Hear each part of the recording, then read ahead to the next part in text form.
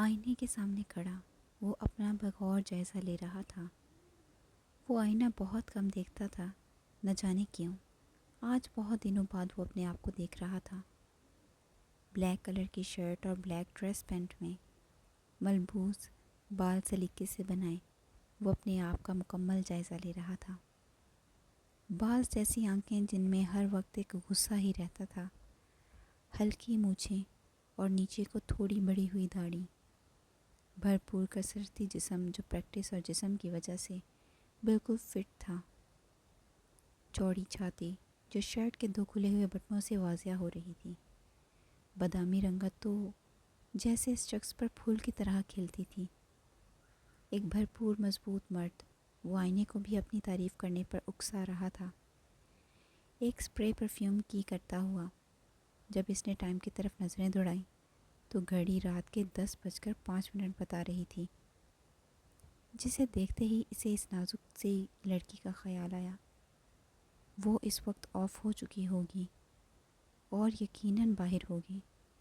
سوچتے ہی اس کی آنکھوں میں ایک غصے اور ڈر کی ملی جلی کیفیت ابھری۔ ایک سیکنڈ کے اندر وہ اپنا کوٹ اور موبائل اٹھاتا ہوا گاڑی کی طرف سرپٹ دوڑ رہا تھا۔ اس کے فلیٹ سے وہ مال قریباً 15 منٹ کے فاصلے پر تھا، جسے اس نے 5 منٹ میں طے کیا تھا۔ وہ انتہائی ریش ڈرائیونگ کر رہا تھا۔ اسٹیئرنگ پر اس کی گرفت مضبوط تر ہوتی جا رہی تھی۔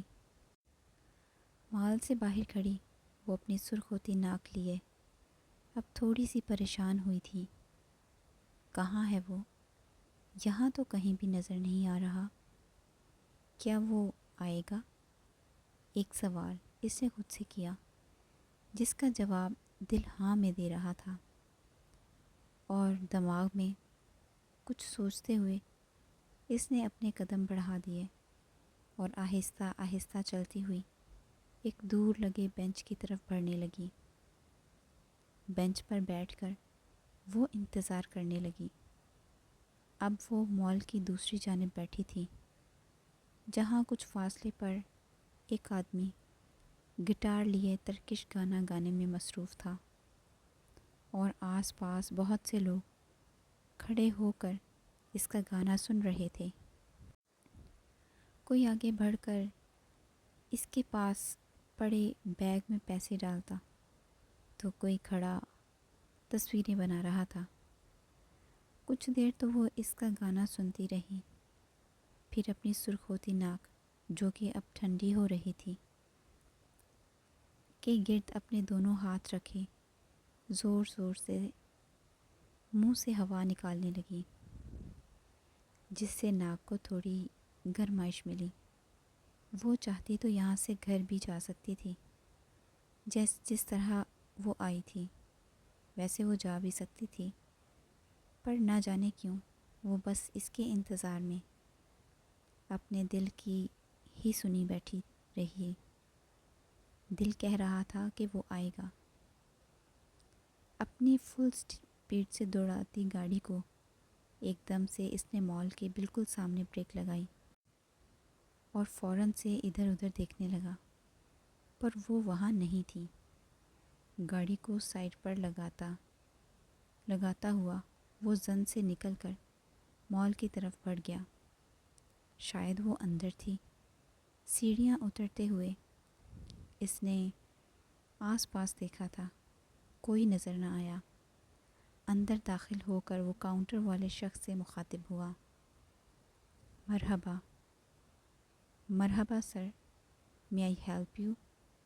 کاؤنٹر پر کھڑے نوجوان نے آفر کی۔ یس پلیز۔ مس عشا کیا موجود ہیں؟ چیک کر کے بتاؤ۔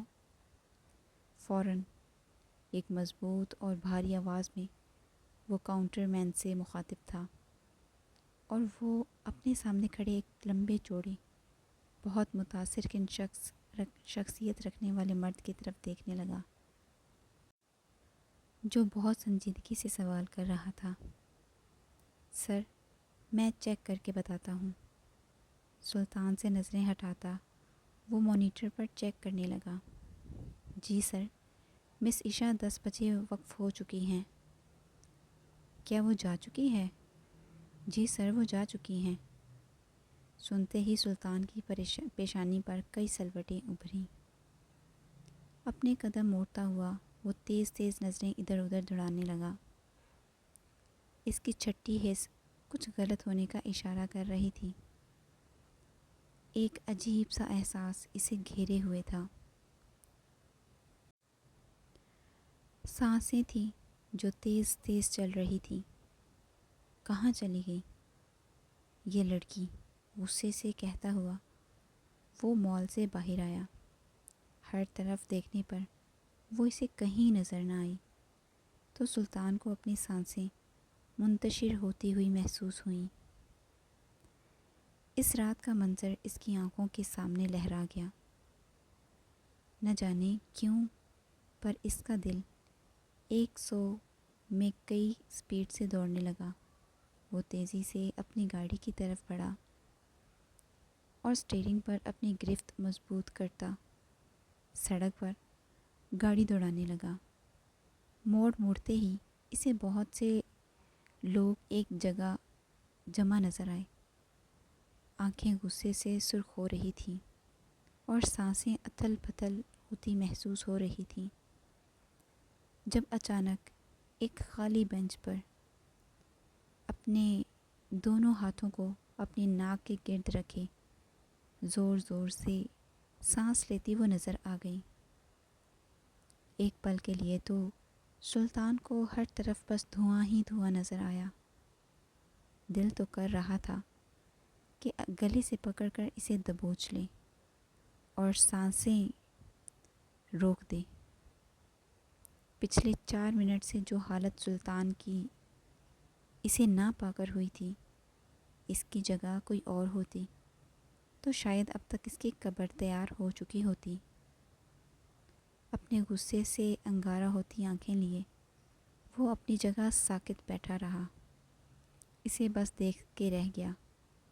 وہ ہنوز اسی پوزیشن میں بیٹھی تھی، ناک کو گرم کرتی اور ڈرتی ہوئی نگاہیں اور ادھر دوڑاتی۔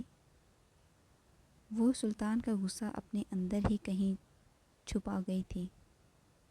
ادھر ادھر دیکھتی اچانک اسے سڑک کی سائڈ پر ایک گاڑی کھڑی نظر آئی، جسے غور سے دیکھنے پر وہ ایک دم اٹھ کر کھڑی ہو گئی۔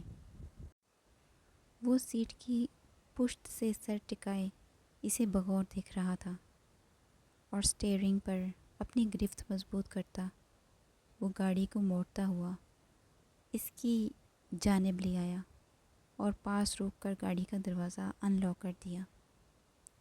ایک پل کے لیے تو عشا کا دل چاہا کہ اس کی گاڑی کو ایسی کک لگائے کہ گاڑی کے ساتھ وہ بھی اڑتا ہوا کہیں دور جا گرے، پر خود پر ضبط کرتی وہ اندر بیٹھ گئی اور ایک خفکی بھری نظر سلطان پر ڈالی، جس کے نتیجے میں سلطان کو اپنی غلطی کا احساس ہوا اور اپنا سارا غصہ اسے ایک دم دھواں ہوتا دکھائی دیا۔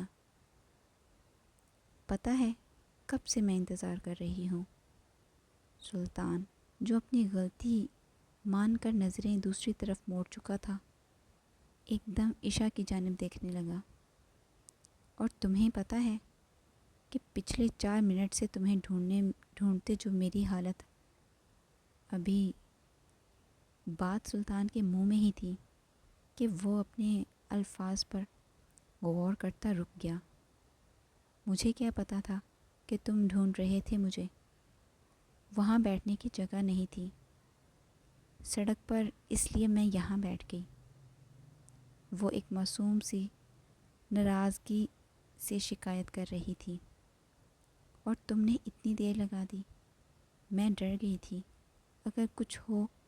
اپنی بات کو وہ ایک دم روک گئی اور خفت سے سلطان کی طرف دیکھنے لگی۔ میں تھوڑا لیٹ ہو گیا، آئی ایم سوری۔ اپنا غصہ چھپاتا وہ اب سرسری سے معافی پر آ گیا، جسے مقابل نے فوراً ہی قبول کر لیا اور چہرے پر ایک شریر سی مسکراہٹ دوڑ گئی۔ یہی تو بلوانا چاہتی تھی وہ، اسے مسکراتا دیکھ کر سلطان کو اس کی معافی قبول ہوتی دکھائی دی۔ نہ معلوم سی مسکراہٹ لیے کچھ دیر پہلے جو اس کی حالت ہو گئی تھی اسے بھولتا گاڑی سٹارٹ کر چکا تھا، اور پھر وہ جو دن بھر کی بھری ہوئی تھی اپنی نہ ختم ہونے والی باتوں سے سلطان کا سر کھانے میں مصروف ہو گئی۔ اب قدرے اطمینان تھا اور وہ اس کی باتوں کو بہت غور سے سن رہا تھا، جیسے کسی چھوٹے بچے کو کوئی نئی بات بتائی جائے تو وہ جس دھیان اور غور سے سنتا ہے بالکل ویسے ہی گاڑی کی سپیڈ سلطان نے جان بوجھ کر آہستہ رکھی تھی تاکہ وہ اپنی ساری باتیں آرام سے کر سکے جو وہ کر رہی تھی۔ تم صبح کیسے گئی تھی؟ ایک چھوٹا سا سوال سلطان نے کیا۔ صبح میں ٹرام سے ہی گئی تھی۔ پتہ ہے میں نے ٹرام پر آج پہلی دفعہ سفر کیا، کافی اچھا لگا، اور ٹرام جہاں پر ڈراپ کرتی ہے وہاں سے کچھ پیدل چلنے پر مال ہے۔ اب وہ اسے تفصیل سے بتا رہی تھی، جس کا جواب وہ اسبات میں سر ہلا کر دے رہا تھا۔ تم نے کھانا کھایا؟ پھر سے ایک چھوٹا سا سوال۔ ہاں، ڈنر کے بعد ہی وقف ہوئی ہوں۔ اور تم نے کھایا؟ وہ الٹا پوچھنے لگی۔ سلطان نے ایک آئیبرو اٹھا کر اس کی جانب دیکھا۔ اسے نہیں یاد تھا کہ آخری دفعہ کب اس سے کسی نے پوچھا ہوگا۔ کچھ سوچتے ہوئے اس نے اسبات میں سر ہلا دیا۔ گاڑی دھیرے دھیرے منزل کے قریب آ رہی تھی، جبکہ گاڑی میں پھیلی سلطان کے وجود کی گہری خوشبو عشا کو بہت اچھی لگ رہی تھی۔ اس کا چہرہ ہر وقت گلاب سا کھلا رہتا تھا، پر آج اس گلاب پر تھکن صاف نمایاں نظر آ رہی تھی، جو سلطان سے چھپ نہ سکی۔ اتنی تھکن کے بعد بھی اس کی باتیں ختم نہیں ہوتی۔ اسے بنا چپ کیے بولتے دیکھ کر سلطان نے دل ہی دل میں سوچا، واقعی آج وہ بہت تھک گئی تھی اور باتیں کرتی کرتی کرسی کی پشت سے ٹیک لگا گئی، اور شاید 1-2 منٹ کے بعد ہی نیند کی وادیوں میں کھو گئی۔ کچھ پل جب اس کی آواز نہ آئی تو سلطان نے اس کی جانب گردن گھما کر دیکھا، جو پرسکون نیند سو چکی تھی۔ اسے سوتے دیکھ کر اس خڑوس شخص کے چہرے پر ایک ہلکی سی مسکراہٹ نمایاں ہوئی۔ گاڑی فلیٹ کے باہر اس نے آہستہ سے روکی اور اپنے دونوں ہاتھوں کو آپس میں باندھ کر بغور اس کے سوتے ہوئے معصوم چہرے کی طرف دیکھنے لگا۔ کتنی معصوم اور کتنی پیاری لڑکی اس کی روبرو تھی، پر وہ اپنے چہرے کو مضبوط بنائے بنا کسی تاثر کے اس کی جانب دیکھ رہا تھا۔ وہ شاید کچھ ڈھونڈ رہا تھا جو اس کے چہرے میں تھا، جس نے سلطان کو اپنے ساتھ باندھ لیا تھا۔ وہ چاہ کر بھی اس پر غصہ نہیں کر پاتا تھا۔ تھوڑی دیر پہلے جتنا غصہ اسے تھا، یقیناً وہ اگر اپنے دشمن پر ہوتا تو اب تک اس کے ٹکڑے ٹکڑے کر چکا ہوتا، پر اسے دیکھتے ہی وہ غصہ دھوئیں کی طرح غائب ہو گیا۔ ایک نیا احساس اسے اپنے اندر محسوس ہوا۔ وہ ہنوز اسی پوزیشن میں اسے سوتے ہوئے دیکھ رہا تھا، جب اچانک اپنی پوزیشن پر غور کرتا ایک دم سیدھا ہو کر وہ دونوں ہاتھ آپس میں باندھے تھوڑا سا جھک کر اسے دیکھ رہا تھا۔ اب دھیرے سے آنکھیں موند کر کرسی کی پشت سے ٹیک لگا گیا۔ دین ہے الہی میرا مان ہے ماہی، میں تو سجدہ کروں ان کو، عرض ربائی میری فرض گواہی میری، عشق ہوا مجھ کو۔